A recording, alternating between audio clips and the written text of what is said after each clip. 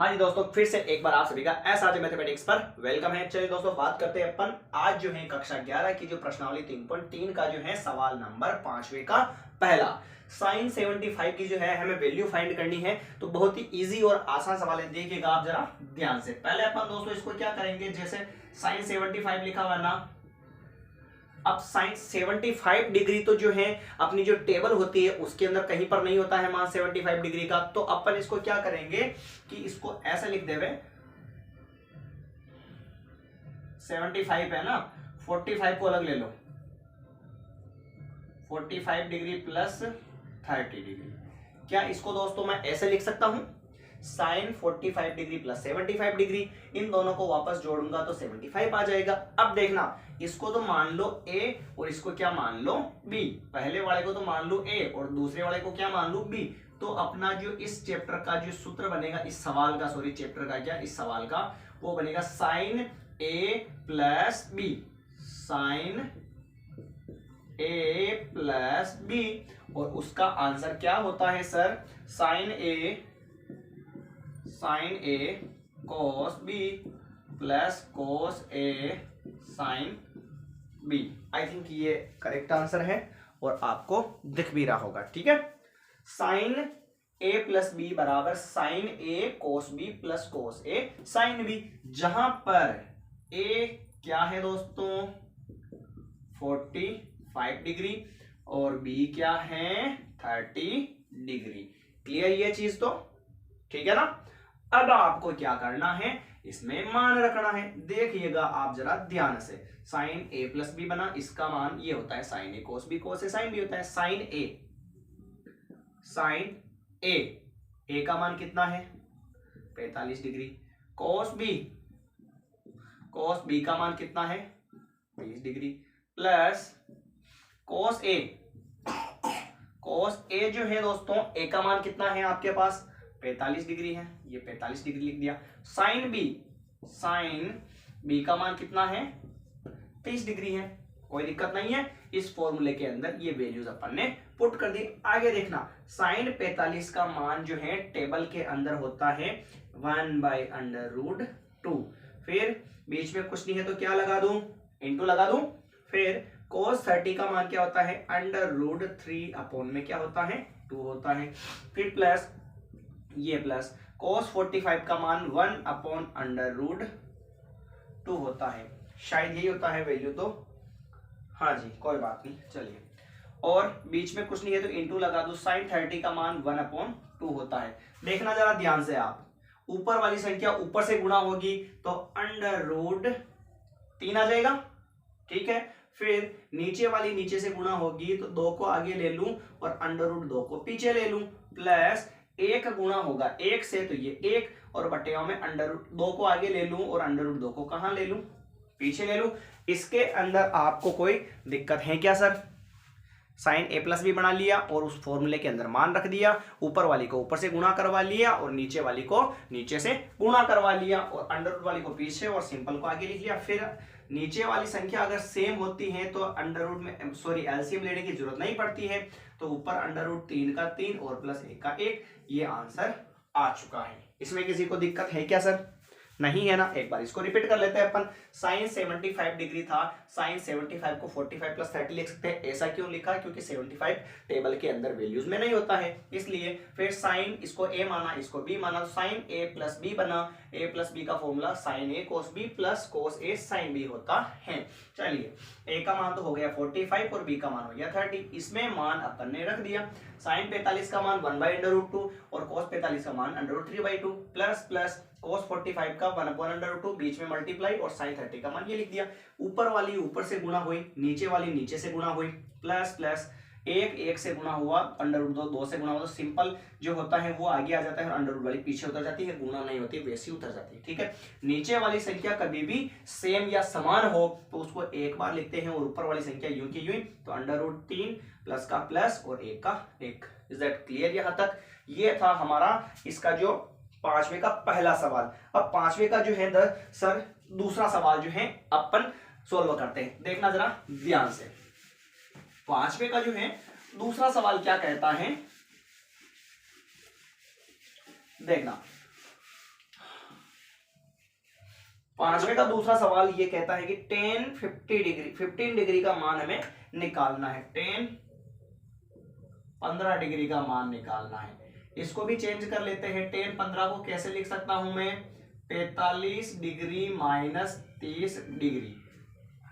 ठीक है, ten 45 degree minus 30 degree, ये हो गया टेन ए माइनस बी का फॉर्मूला बना सर। और आपको पता होगा 45 में से 30 जाएगा तो 15 आ जाएगा।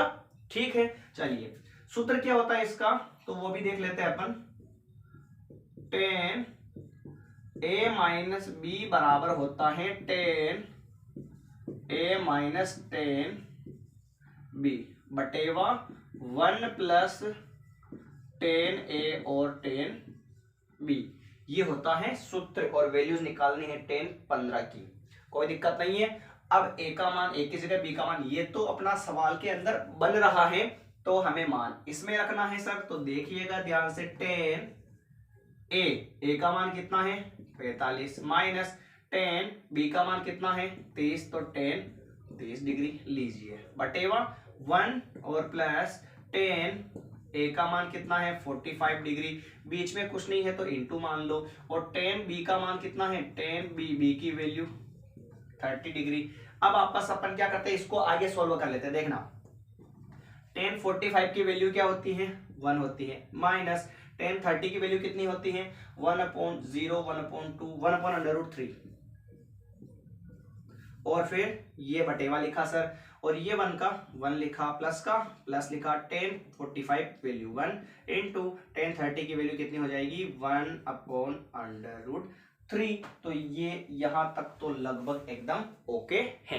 आगे बात करते हैं, इसके बटेवा में कुछ नहीं है 1 मान लो, इसके बटेवा में भी कुछ नहीं है तो क्या मान लेते हैं सर 1 मान लेते हैं। और अब नीचे वाली संख्याओं का क्या लेंगे अपन एलसीएम, तो नीचे वाली दोनों का गुणा क्या हो जाएगा 1 इंटू √3 का गुणा क्या होगा √3 होगा। क्रॉस गुणा करवा देते हैं 1 इंटू √3,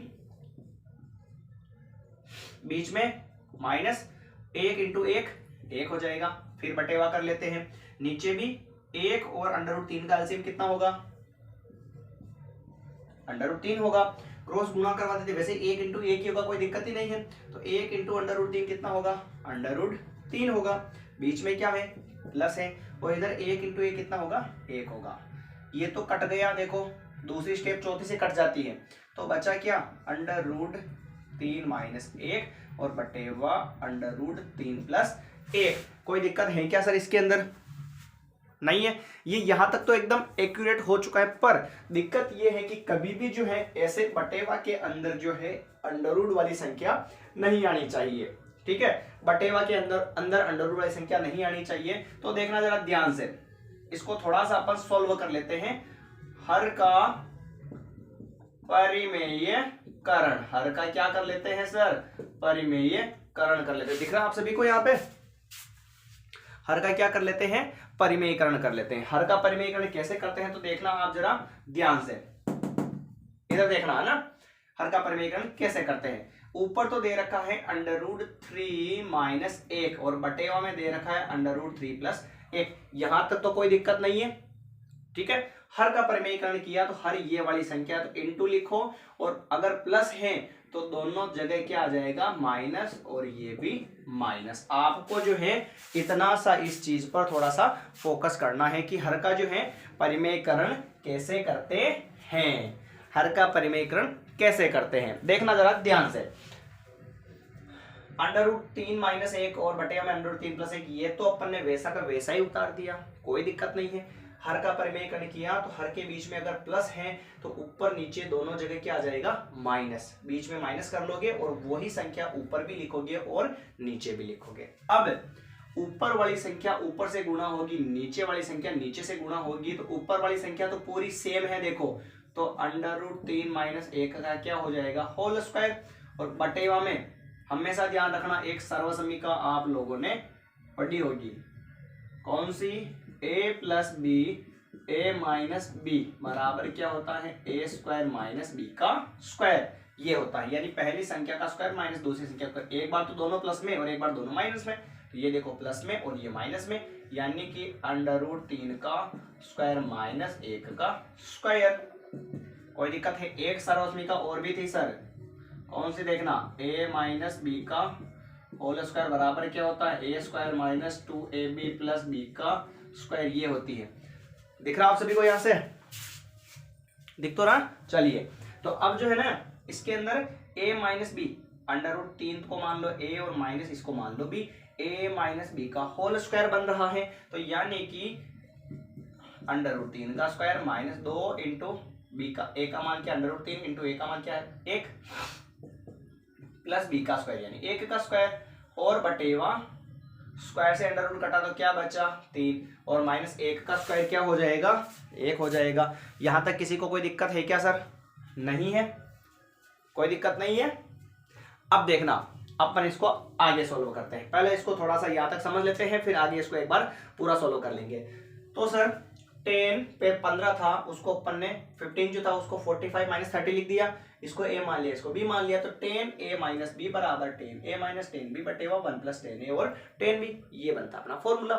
आगे बात करते हैं, तो फॉर्मूले में मान रखा 10, a का मान तो है 45, तो 10 45 माइनस 10, b का मान 30 है, 1 बट अपॉन में 1 प्लस 10a और इंटू 10b, 10 45 का मान 1 माइनस 10 30 का मान 1 अपॉन अंडर 3, 1 1 प्लस प्लस और 10 45 का मान 1, बीच में कुछ नहीं, इंटू और 10 30 का मान ये लिख दिया। बट यहाँ कुछ नहीं था, एक मान लिया और इधर भी एक मान लिया, और इनका क्या ले लिया एलसीएम, एलसीएम लेना तो आपको आता ही है। नीचे वाली ये जो है इस अंडर रूट से कट जाएगी, सेम सेम है, इसलिए ऊपर अंडर रूट 3 माइनस 1 बचेगा और नीचे अंडर रूट 3 प्लस 1 बचेगा। नीचे संख्या अंडर रूट के अंदर आ रही है, तो इस अंडर रूट वाली को हटाने के लिए हर का परिमेयकरण करते हैं। परिमेयकरण में क्या होता है कि जो सवाल में दे रखा है उसको तो वैसा का वैसा ही लिख दो, ठीक है।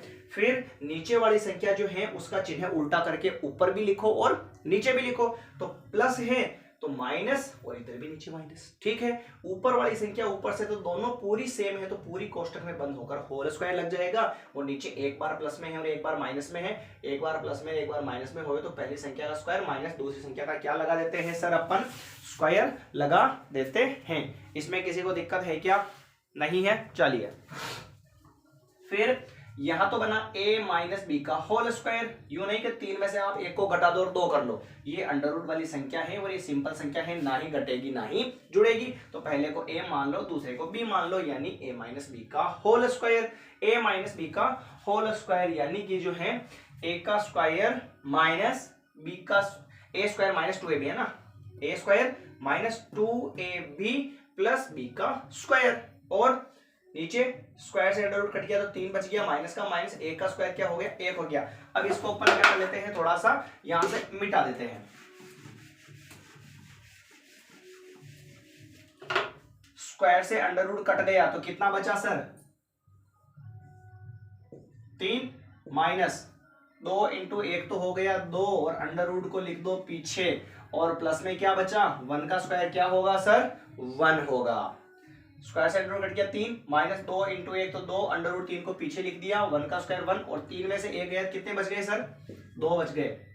ये 3 और 1 कितना हो गया 4, माइनस 2 अंडर रूट 3 और बटे में क्या आ रहा 2, दोनों के नीचे लिख दो 2, बट 4 के नीचे भी 2 लिख दो, और माइनस का माइनस, और 2 अंडर रूट 3 के नीचे भी क्या लिख दो 2 लिख दो, 2 से 2 कट गया, 2 से ये कटा 2 बार, यानी कि 2 माइनस अंडर रूट 3 जो है क्या हो गया, इसका आंसर हो चुका है। ठीक है दोस्तों, मिलते हैं अगली क्लास के अंदर अगले सवाल के साथ। अगर आप हमारे चैनल पर नए हैं तो हमारे चैनल को सब्सक्राइब करना ना भूलें, और ज्यादा से ज्यादा हमारी इस क्लास को शेयर जरूर करें। धन्यवाद दोस्तों, जय हिंद जय भारत।